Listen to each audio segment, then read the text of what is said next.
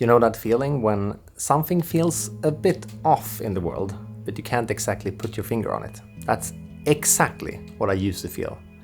I used to live in Stockholm, that's the main capital of Sweden. I used to work in a little tiny store selling completely useless, pointless running gear. And I kept thinking to myself, is this it? Is this what my life is supposed to be? Life can't just be about working, commuting, and waiting for the weekend to happen. And then start it all up again on Monday. Because society kept telling me that rich and happy meant having a fancy car or the latest phone. But in reality, rich is actually what I have today. We own the land we live on. We have our very own water source. We're healthy. We decide over our own time. We live together with nature. We have our little son August. We have our dogs. And we have each other. That's rich to me. So, now to the more important question. How did I get here? How did I escape the matrix? Well, for me, I had two very clear aha moments. The first one was at that job I mentioned earlier. The year was 2017 and I had quite recently bought this cabin. I bought it for $28,000 and it's this cabin and 3 other small cabins and 20,000 square meters of property. We'd say 2 hectares in Sweden. I don't know if that translates to you, but maybe someone in the comments can help me out. So I bought this place just as a vacation house, a weekend house that I can drive up to. It's 6 hours from Stockholm to here. And I drove here almost every weekend to just hang out because I really enjoy my time here. But that summer of 2017, I got a paid vacation for 3 weeks from that store that I hated back in Stockholm. So I took all of my 3 weeks, spent them here, invited a friend over, we just renovated, fixed, just hanged out, went fishing, just had a really good time. And those 3 weeks obviously just flew by. And before I knew it, I was back in Stockholm. I remember putting on my working clothing, gear, outfit, stepping into the store, and the colleagues was very polite and nice and just welcomed me back and said, "Hi Kalle, welcome back. So good to have you back. Have you thought about that? Now it's a year until you get an actual proper vacation again." That was my first aha moment. And I said, that's no way I'm working another year in this place without getting to go to my cabin, my sanctuary, what I call it here in the forest. I love being here so much. So when he said those words, have you realized it's another year until you get off time again? It hit me so hard that I took the decision right then and there. Okay, I'm gonna quit this job. I didn't quit that day because I was a bit smart holding my emotions back, because I knew I had to save up some money. I couldn't just throw away that job and just hope I would make money up here. I knew no one up here. I didn't have any family up here, I had no friends, not even an acquaintance. I didn't know anyone, so how would I even start earning money? So I stayed in that store for a few months. I remember even sitting down with them, having meetings. They were like, "Oh, okay, so Kalle, we're gonna sit down and have like a 5-year plan with you so we can actually plan a future ahead." And I was like, yeah, sure. Just knowing I would leave in a few months. I also remember they told me like, "Oh, here, you get a free company phone. It's free of charge, you can use it however you would like. The only requirement we have is that we can call you and text you whenever we want." I was like, "No, thank you." I handed the phone right back to them and they were so surprised, like, "Don't you want the phone?" I was like, "No, when I'm here, I'm at work. When I'm not here, you can't call me. I don't exist for you guys." And they didn't understand why I had that belief system. They just thought I was absolutely crazy saying no to a phone. But I went on, played along with their 5-year plan thing, and then I quit a few months later with a few weeks notice. I can't remember how long before. Then I packed up my apartment filled my little car and drove up here, or the car I borrowed from my dad at that point. I couldn't afford my own car. So I drove up here, sat in the cabin. It was freezing cold. It was December. It was one of the worst, coldest winters they've had here in a very long time. But to this day, I still want to say thank you to that colleague of mine that said, "Oh, have you thought about that it's another year to your next vacation?" Because I knew that was the reality, but it hit me so hard. Like I said in the beginning, life can't just be about working. I mean, I work my ass off when it comes to filming these videos and renovating and stuff like that. But I love that. That's my passion in life. I have no problem working a lot. But working for someone or with something that you don't enjoy, it's not something I want to spend my time with. Life is too short, in my opinion. To me, the hardest part about breaking out of a filter bubble or the matrix is to realize that you're even in one. And that colleague helped me to realize that I was in that matrix, so to speak. But the scary thing about when you're out of that is to start asking questions. Because curious questions is a really good thing, but they can also be very scary, because they often lead to something quite uncomfortable. We are so used to, in these days, to choose comfort over happiness. Comfort is knowing where we're living, we have a safe environment there, we're having a steady salary, we know when and how much money is coming in each month. We like safety, we like comfort, and we choose that over happiness.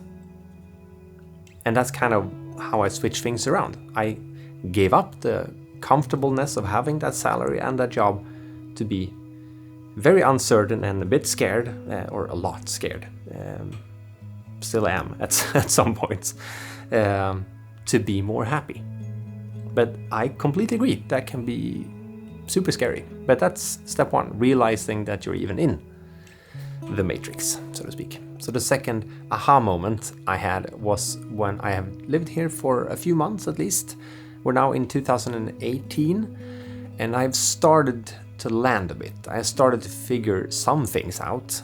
I had still no idea how to earn money, how to make new friends and stuff out here. And I randomly stumbled upon this guy called Navid Modiri. He's a podcaster, lecturer, and so on. And he was giving a lecture called Everything is Made Up. And in the beginning, I didn't exactly understand the concept. But the basic idea is basically that everything that surrounds you are made up by someone. Everything from being a filmmaker, being a police officers, that we have dogs as pets, the internet, a chair is made up by someone.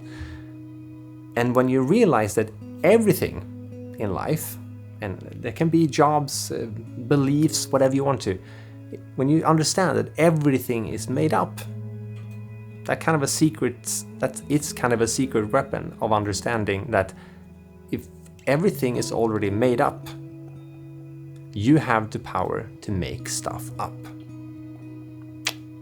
And when I realized that, I've been very entrepreneurial in my younger years, and I love coming up with new stuff. So when I moved here, I started my own company. I started figuring out what can I make up to make income, basically. That was my whole point, because I wanted to create a job for myself that I was happy about and was inspired by, but also bring in some money, of course. So I did several things. I started a running club that had paid members to come and run with me, because I'm an educated running coach. That's what I partly did in Stockholm as well. I gave lectures, I went and hosted events on the weekend. I did so many random things, and each thing didn't pay me that much at all. But the sum of them all together actually became a decent salary, because I think that we have this weird concept in life that we think that salary should only come from one place. Yeah, it's a bit more uncertain to have several things maybe coming in, because you don't know how much is coming in each month, especially if you're self-employed and running your own company. It's the same these days. I mean, it's been 6 years now in the cabin, and YouTube and everything I do with my business today goes very much up and down. And you also have to ask yourself, how badly do you want this? Because going after one's dream is almost guaranteed to be very challenging. When I first moved here, I didn't have much at all when it came to luxuries. I didn't have this luxuries. When I came to this cabin, I didn't have this stove at all. It was an open fireplace. All the fires that I lit here, still the heat just went straight up the chimney and then out. I slept here on the floor, wrapped some blankets and a sleeping bag. It was very simple. I had very shaky and unstable electricity. We got running water this year, so I absolutely didn't have running water back then, 6 years ago. I didn't have any internet, I didn't know anyone. Yeah, looking back at that time, I can almost romanticize it a bit, but it was very, very challenging. I felt very alone. I was also questioning myself a lot, like, what am I doing? I was sitting right in front of me here at this fire and just like wrapped in so many blankets, freezing my ass off, thinking like, am I a complete moron doing this? I had so much doubt. I was trying to figure so much out. So realize that when you're going after something like this, yeah, it's gonna be a very bumpy ride. And that's okay. But you have to be okay going in with it, that it's not gonna be all roses and rainbows and sunshine, because it's not. And that's why I also try to share stuff as honestly as I can on this channel, because I don't want to romanticize this lifestyle in any way. You of course mostly see the highlights in our life. You don't see when Christine and I are arguing, or when I'm frustrated at the dogs, or I'm sad about my lack of creativity when it comes to making videos, or like, yeah, stuff like, everyday stuff. I don't show that so much, but I can easily talk about it, that it's happening. But you don't exactly have a camera in your hand when you're arguing with your girlfriend, or being frustrated at the dogs. So I think an important lesson is to be okay that it's gonna be very struggling, because in that first period, I remember I called a lot of friends. I called my family a lot to just talk, because I felt very, very lonely in the beginning, because I didn't know if I did the right thing or not. I had recently been dumped by my previous girlfriend, so I was very sad about that. So sitting alone, I've celebrated my birthday here completely alone. I celebrated Christmas here alone. I had super lovely neighbors that invited me over for Easter to celebrate with them. But yeah, it was a very challenging start. I'm very happy I went through it, if I have to be honest now, because that was probably the lowest point of my life, even though I was going after my dream. So those two can also exist at the same time. Just because you're leaping into the unknown and escaping the matrix, it's not gonna be super fluffy and romantic and lovely. It's gonna be really, really tough. And yeah, I just want to bring that up, because I think it's an important part of it, not try to romanticize it too much. So when I bring this topic up with people and start discussing the idea of escaping the matrix, there's always one question that keeps popping up, and that is, how do you deal with the fear of escaping the matrix? Because you can like the idea of escaping the matrix, but there's also a lot of fears in it. So how do you deal with that? And the best advice I gave to myself, and I want to give to you now as well, is that try to tell yourself, what is the worst thing that could happen if you try?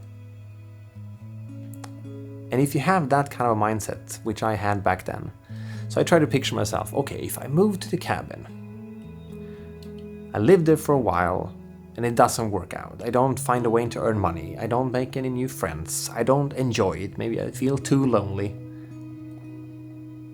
The worst thing that could happen is I pack everything up again, I moved back to Stockholm, tried to rent an apartment, tried to find a job, and then I'm just back to where I started. And I mean, that's not too bad, because if I try this lifestyle and I don't enjoy it as much as I hoped, I wouldn't see it as a failure. It would be a failure to me if I never tried it, because we're so afraid of failing that we don't even try. I would be super proud of myself if I actually went for this lifestyle, even if I didn't like it. Move back to Stockholm and then just be there for a while trying to figure out the next step. I wouldn't move back there permanently. I would just use it as a stepping stone or a springboard or something to just get to the new thing. Because the next thing is always lurking around the corner if you stay curious. So don't stop up with just thinking that, oh, I didn't like this thing, I will never try something again. That's not the way to see it, at least from my point of view. Trying it is the most healthy thing you can do, because the more you try in life, the more you're gonna realize that it's okay to fail. It's okay to don't like things that you thought you would like. Because there's a lot of things in this place I thought I would enjoy that I haven't liked so much and that we're like moving away from. And that's also okay. Like, things change in life, things advance and move forward, and you develop as a person as life goes on as well.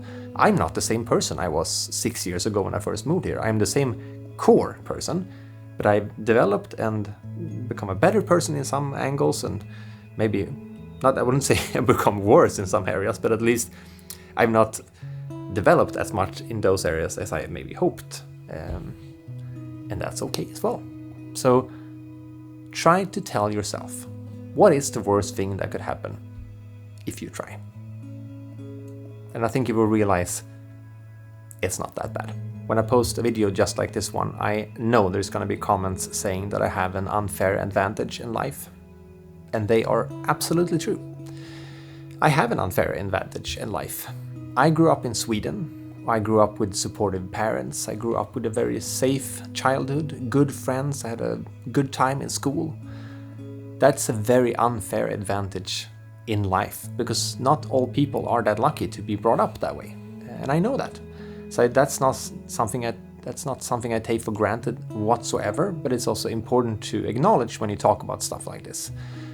Because not all people can do what I do, like leaving your job or quitting your job, moving up to the north like this, because they don't have that support to fall back on.